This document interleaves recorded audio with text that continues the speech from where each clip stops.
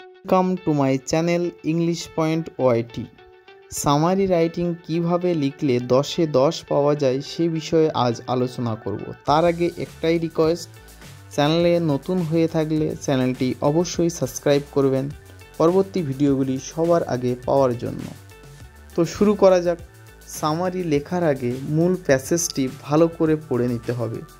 যদি মূল প্যাসেজ 100 শব্দে হয় তাহলে সামারি কম বেশি 50টি শব্দে লিখতে হবে। এটি 5টি বাক্যে লিখলে ভালো হয়। সামারি রাইটিং প্যারাগ্রাফ আকারে লিখতে হয়।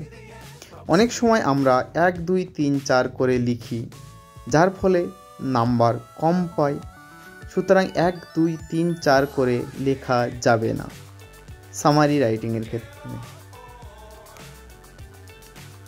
সামারি রাইটিং সবসময় অ্যাসার্টিভ সেন্টেন্স বা বিবৃতিমূলক বাক্যে লিখতে হবে। Assertive sentence subject plus verb plus object অথবা কমপ্লিমেন্ট অথবা অ্যাডভার্ব প্যাটার্ন অনুসরণ করে থাকে।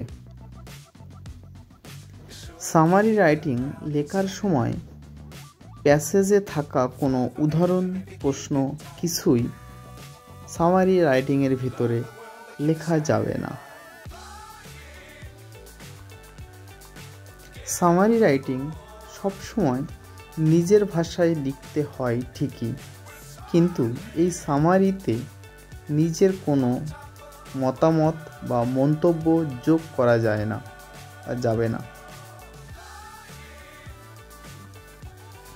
মূল প্যাসেজের বাক্য সামারি রাইটিংয়ের মধ্যে হুবহু লেখা যাবে না।